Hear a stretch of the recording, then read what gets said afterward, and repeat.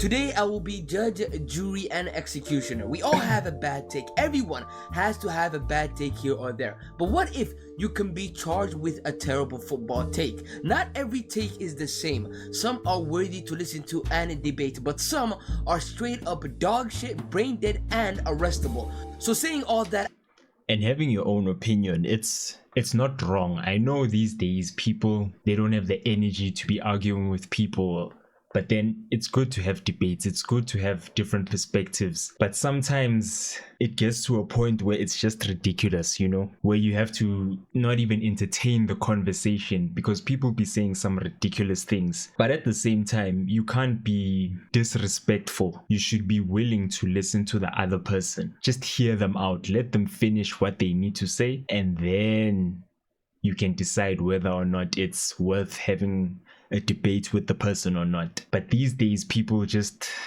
I don't know, man, they just want to control everyone's opinions, you know, and that's one thing that irritates me, especially about this entire footballing space. People will tell you Bruno is exceptional, Garnacho is a world-class footballer, and when you don't want to agree with such an opinion, now they want to fight you. Now they want to tell you you're the crazy one. And when in reality, it's just your opinion. It's not that big of a deal. I will be sentencing people with the worst football takes of all time. Let's start off with the worst one I've ever heard in my life. Erling Haaland will not live up to the expectation. I am so bored. Why? Because he isn't Yeah, the player that everybody thinks he is. Will he score goals? Yes. I remember this. This is like the famous clip of him saying this, and then Haaland went on to get all those goals, even winning a treble in that same season. I'm sure he regrets saying that, but at the end of the day, it was his opinion. I know it sounds outlandish, but at the time, we all didn't expect Erling Haaland to do what he's doing right now. He just came from the Bundesliga. Yeah, sure, he was scoring a lot of goals, but everyone has this mentality that a lot of people cannot dominate the Premier League how they dominate other leagues. So this statement wasn't as crazy, but in hindsight, it looks ridiculous, I know. And that's the disadvantage of having a camera and recording your opinions and saying such things, because it will always come back to bite you in the ass. Oh, is he going to score this? I think he'd do really well to score. If he scores 15, it would be a really good season for him. Okay, that's it. This is genuinely the worst take I've ever heard in my life, and it's not even close. This take is so bad that Haaland broke the record with ease in his first season, and this man said he will struggle with 15 goals. Haaland might have actually used this take as motivation.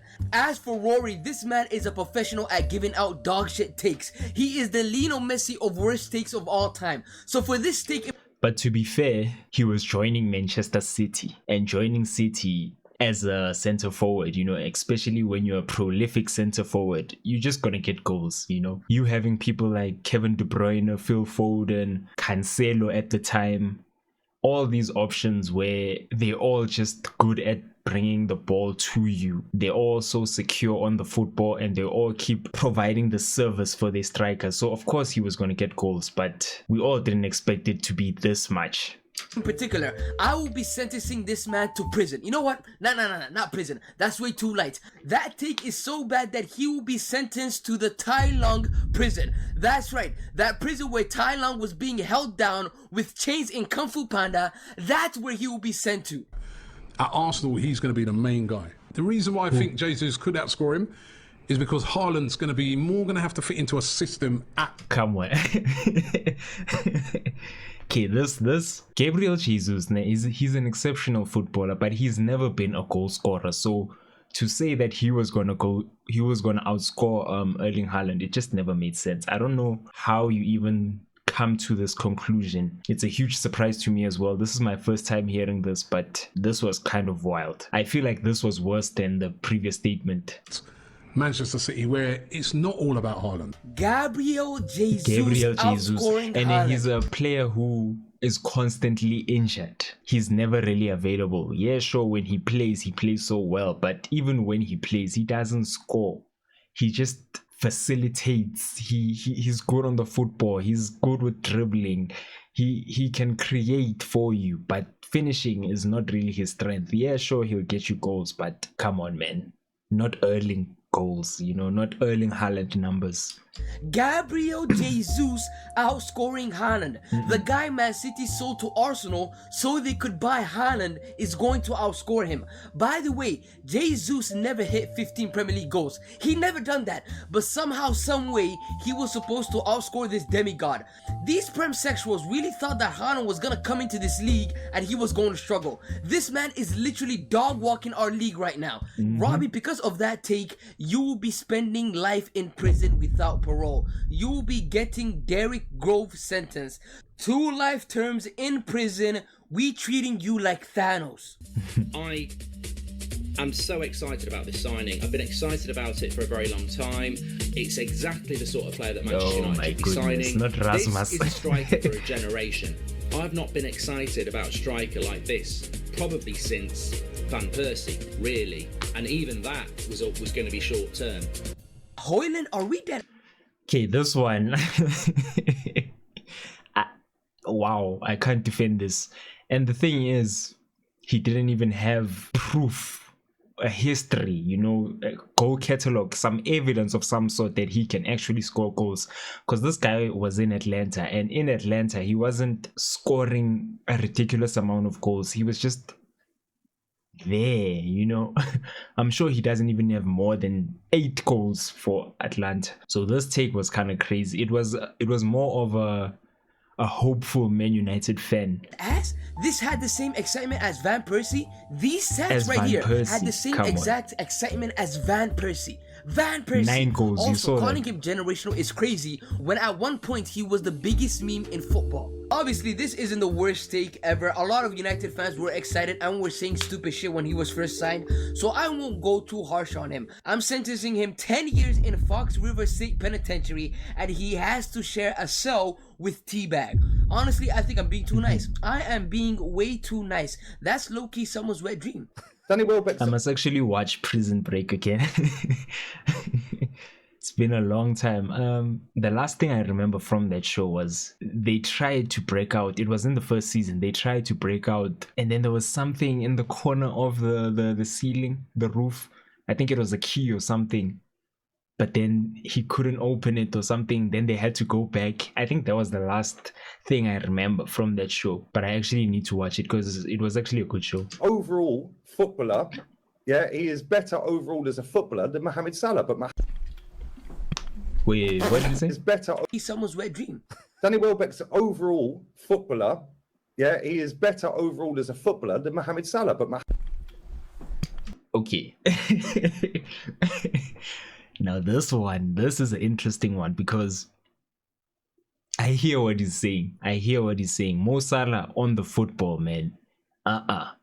It's not it. I wouldn't say overall he's better than Salah, but Welbeck on the football, man, he's actually decent. He's tiny, he can dribble in tight spaces, you know, he can link up play so nice. In that area, I would say he's better than Salah, but everything else, Salah, you know, is there's a reason why people love him so much, because he gets a lot of goals, he gets a lot of assists, he's very important to the Liverpool side. So the overall thing I don't agree with, but I hear a little bit of what he's saying.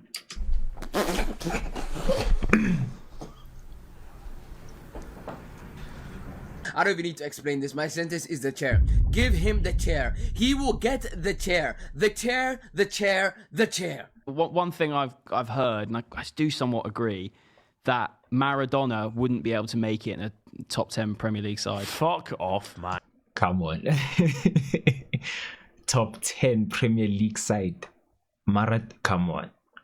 This is very disrespectful. This is the problem with these modern guys. They always dismiss the past. They always think their era is the best era, not even considering the previous era. Just because you didn't watch it, it doesn't mean it didn't happen. Because I didn't watch Maradona, but I know for a fact he was like the guy back in the day, and I will always respect him. Same goes for Pele, same goes for Zidane. So when you quickly dismiss a guy like Maradona in such conversations, I don't even know how we got to this conversation in the first place, what led up to this take. But this is actually ridiculous, because I can't even think of 5 players who are respected like Maradona in the Premier League. Crazy take. You know what? I am not going to sentence this man. Instead, I will be sentencing the entire podcast. The amount of terrible takes I have seen from this podcast is disgusting. It is the mecca of worst takes. I did a Rico case on them, and look at this. In the league. It's got to rank up. I certainly think it ranks higher than the Leicester City season. What? I think it does. Sturridge over Rooney. Sturridge over. I'm not even listening to what they're saying. I'm just reading this. Come on now. Listen, Sturridge was a good footballer, but over Rooney, Wayne, nah. But what did these guys say? Let me just go back. I did a Rico case on them, and look at this. In the league. It's got to rank up. I certainly think it ranks higher than the Leicester City season. What? I think it does. You are joking. No, I think it does. Top 10 current wingers in the Premier League. 10th, I've got Almiron. People dead ass get on that podcast and say the most disturbing things of all time. I will be sentencing. But to be fair, Almiron had a little purple patch where he was like killing it every week. Podcast to 10 years in North Korea so they can understand what free speech is, because they are abusing it right now by spewing nonsense. Also, a fine of 40 million will be issued. If you can't afford it, it's okay, don't worry. This will be a generational debt. Your great grandkids will have to pay for your actions. Portugal winning the Euros is the equivalent to winning a World Cup. Come on.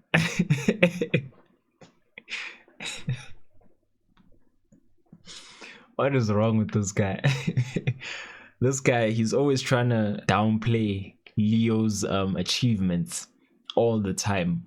And the funny thing is, Leo doesn't even entertain these conversations. He doesn't say anything. He just goes about his business, achieves everything, and moves on. But for some reason, this guy just keeps going on these platforms and saying such outlandish things. The Euros is equivalent to the Copa.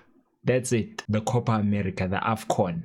That's it. But when you actually say the World Cup, the World Cup, it's for everyone. It's not just one continent, it's for everyone. And you're going to tell me that's the equivalent of a World Cup? Come on. That's a longer conversation for another day, but just leave it off. Ronaldo, you're my goat. There's a lot of things I'm gonna let slide, but that I can't let slide. I cannot let that slide. I have to sentence you for this one. I'm sorry. Just disrespect. That is an abysmal take that should be punished. I am sentencing him to 2 weeks of community service and 50 lashes for me personally. Yes, you heard me right. 50 lashes from me personally. A terrible take like that needs to be handled swiftly. Taking Rice over Prime Busquets by an Arsenal fan. Okay, that is fraud right. I would expect someone under maybe 14 to say such a thing, because they actually haven't watched Busquets, and if they did, they probably watched him towards the final years of his career. So that opinion all depends on the age of the person. But to the people who actually watch both, we all know the truth. It's not even close. It's not even close. There's a reason why he was part of one of the greatest football teams we've ever seen. As much as I don't like Barcelona, I normally say any little thing I can say to discredit them, I'll always do it. But in this one, I cannot agree with this, because Biscuit he was a ridiculous footballer. That midfield trio of Iniesta, Xavi, and Biscuit, come on, man, you have to respect it. But saying Declan Rice, Declan Rice can't even Declan Rice is a centre back